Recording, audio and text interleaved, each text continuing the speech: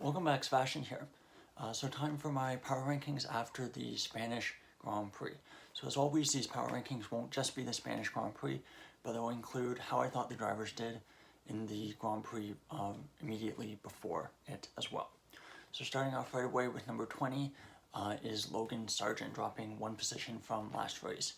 So for Sargent, I think a bit of a tricky weekend. I think he's out-qualified again. I believe qualified last, and had a bit of a tricky race with the tires and trying to get the tires to work. I think the last two races have not been particularly kind to Williams, especially in race pace. So I think it's kind of hard for him to really progress and show what he can do. But that being said, it has been a tough couple weeks for him. Number 19, moving up one spot, is Nick De Vries. So for De Vries, I think he was much better this past race in Spain. He had some pretty good battles in the lower midfield, and for him, he was much closer in qualifying. He actually out-qualified Tsunoda because Tsunoda's lap was deleted. But that being said, I think he was much closer. The race pace was still a little bit behind, but he was having good battles in the lower midfield, and he kept it clean all weekend. Number 18, moving down one position, is Nico Hülkenberg.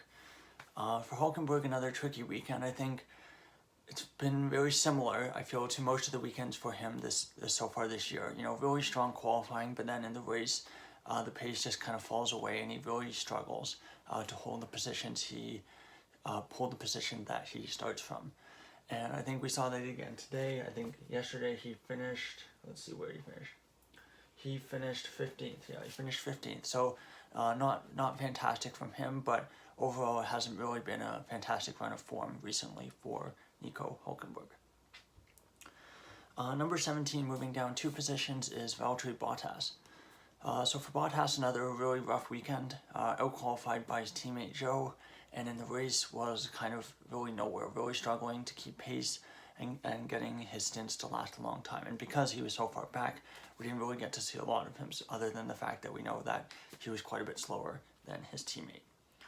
Number 16, moving up two spots, is Lance Stroll. So for Stroll, a bit of a better weekend overall. He out-qualified and beat Alonso this weekend. First time that's happened this season, ironically, at Alonso's home Grand Prix in Spain. I'm sure Alonso will want to be exacting revenge next race in Canada. But for Stroll, I think, qualifying was good. It was okay. I think I expected a little bit better, a little bit more from him.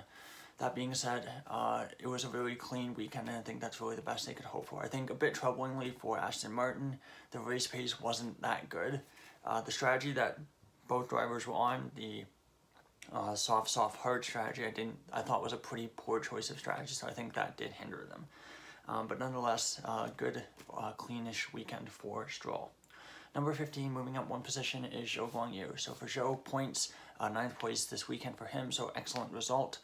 I think he'll be really wanting to build on that. I think he's very fortunate that despite the fact that we didn't really have any big incidents or a lot of retirements, he was able to get points in that Alfa Romeo, so that's a really good job from him, I thought, yeah. And yeah, of course, out-qualifying Bottas as well.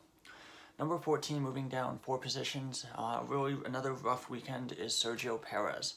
So for Perez, a really rough qualifying, knocked out in Q2, which left him a lot of work to do in the race. He did recover to P4, but that being said, this is an extremely dominant Red Bull.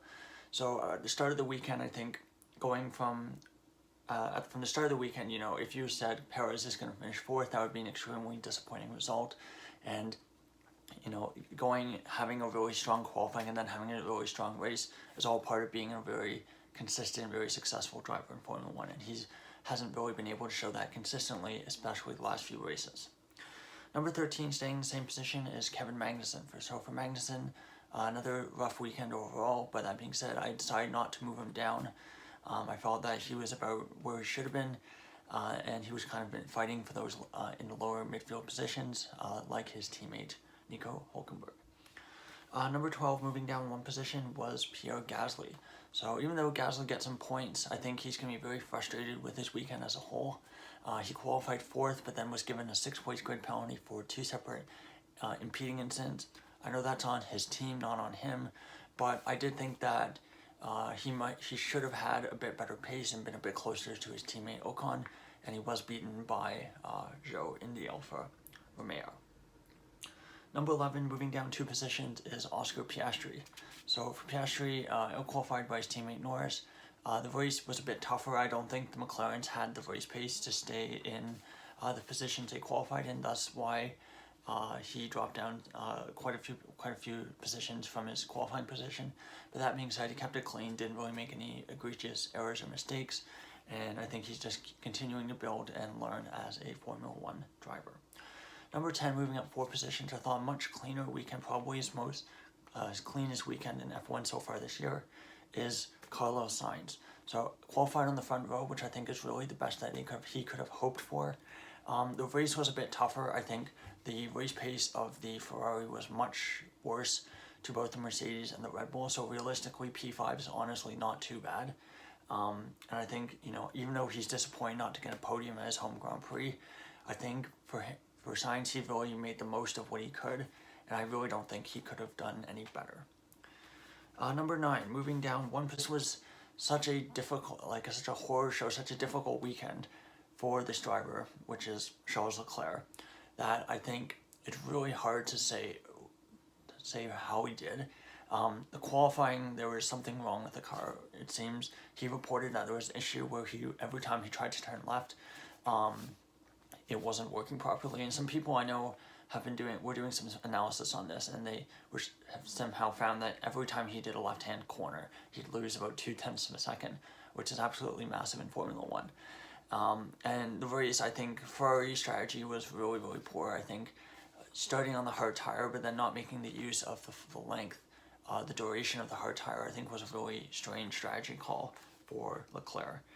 But that being said, finishing 11 was a really poor weekend, but there's so many mitigating factors against him that I think it's really hard to hold that against him. So he only drops 1 position. Number 8, moving up 4 positions, some more consistent weekends, even though it hasn't really shown up in the results. I have Alex Albon in 8th, moving up 4 positions from last race. For Albon, he's recovered. I think he's really only made one big mistake this season, which was that Australia crash, which was quite a while ago. So now I kind of have him back to where I was at the start of the year before that crash. And for Albon, he's been consistently beating his teammate. He's the only driver not to be out-qualified yet this year. And I think the last couple of races have been really tough to judge the Williams drivers, like I said before, because the race pace, I think the tire wear of those Williams is so poor that it's really hard to judge them against other drivers, I think. But that being said, I think he's been doing the best with the machinery he has, so he moves up into the 8th place. Number 7, staying in the same position as last race, is Yuki Tsunoda. So for Tsunoda, it was really tough for me to kind of decide what to do. I was thinking I wanted to move him up, but I decided to keep him in the same position. He looked like he was on to get some really solid points in the AlphaTauri and finished possibly, what position? I think 9th place in the AlphaTauri was looking on the cards. Unfortunately, he was given that penalty for basically causing Zhou to leave the track. I honestly disagreed with the penalty, given that there was no contact, and it looked like Zhou kind of preemptively made that move to go down the escape road instead of try to stay on track. So I thought it was a really harsh penalty on Zhou, and he was having on Tsunoda, as he was having, I thought, a really strong race in that AlphaTauri. So I decided to keep him where he was from last week. Number 6, moving down 2 positions with kind of a rough weekend, a rough race after a really strong qualifying, and that is Lando Norris. So qualifies on the 3rd on the grid, then gets contact in turn 1 with Hamilton, and his race was basically ruined. And as we saw from Piastri, the McLaren didn't have the great race pace that they did, the great pace that they had in qualifying. And it seemed like it was a temperature issue. The qualifying was much cooler, and the McLaren seemed to be working much better. But for Norris, I'm not actually sure how he would have done if he had had a clean race. I expect maybe lower point-paying positions, maybe 9th or 10th would probably be the best that he would have been able to do. But unfortunately for him, his race was basically over after that contact. Number 5th, moving up 1 position from last race, is George Russell. So Russell, first podium of the season, much better result overall. Still a bit behind his teammate consistently through the whole weekend. but nonetheless a very clean weekend and first podium of the season, which will be great for him as the team move up to second in the Constructors. Number 4, moving up one position as well, is Esteban Ocon. So I think building on an exceptional weekend in Monaco, a really strong weekend again here in Spain. I think the Alpines were hoping to maybe be challenging the Mercedes, the Aston Martins, and maybe be up there, but I don't think they really had the pace in the race. The qualifying pace seems to be there, but race pace I think is still a little ways off. Number 3, moving down one position, is Fernando Alonso. So for Alonso, he did compromise his weekend in qualifying with damaging the floor going into the gravel in Q1, I believe. So I think that accounted for quite a bit of the gap to Stroll in qualifying. The race was a bit better, I think. I think he was overall a little stronger than Stroll in the race. But that being said, his starting position did compromise him. He also had to deal with, I think, a suboptimal strategy, as did Stroll. But nonetheless, I think not a fantastic weekend and probably his worst weekend so far of the season for Alonso. Number 2, moving up one position, is Lewis Hamilton. So really strong weekend overall for Hamilton. Second place, which I think was effectively best of the rest, best of the non-Verstappen drivers. And I thought really solid race overall. Really excellent tire management, really solid race pace. Qualifying was pretty good.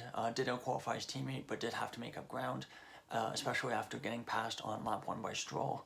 But nonetheless, I think a really solid weekend overall for Hamilton, and he'll be wanting to capitalize that and trying to get closer and closer to his first win in almost 2 years. Which of course leaves number 1, Max Verstappen. I don't think there's much more to say about Verstappen. I did talk about it a bit last night, but Verstappen was basically untouchable this race. He got a Grand Slam, a Grand Chelem. He got, based on how I do this scoring for this to get the ranking, I gave him a perfect score. And yeah, so he was absolutely fantastic, and he was in a world of his own. I think, for him, he based on his attitude after some of the sessions, it almost seems like he wants to have that competition. We saw how happy he was after Monaco qualifying because he knew he had to go 100% for that qualifying lap. But that being said, he's making the most of the car, and he's effectively making it look easy. And having these weekends, consistent weekends, race in, race out, means that he can continue to build the gap in the championship over Perez. It's at 53 points now. It's still possible, obviously mathematically possible, but with each race win, it's becoming increasingly more likely he will be the champion, which is kind of what we already knew for a good chunk of the season anyway. So that's all for my power rankings after the Spanish Grand Prix. Thank you so much for watching. Who did you think was the best driver from this weekend? I thought just from this weekend, I think, of course, Verstappen would be probably my best driver of the weekend. Hamilton would be up there as well, as would be Sainz. But nonetheless, I thought a pretty good Spanish Grand Prix. So thank you so much for watching, and goodbye.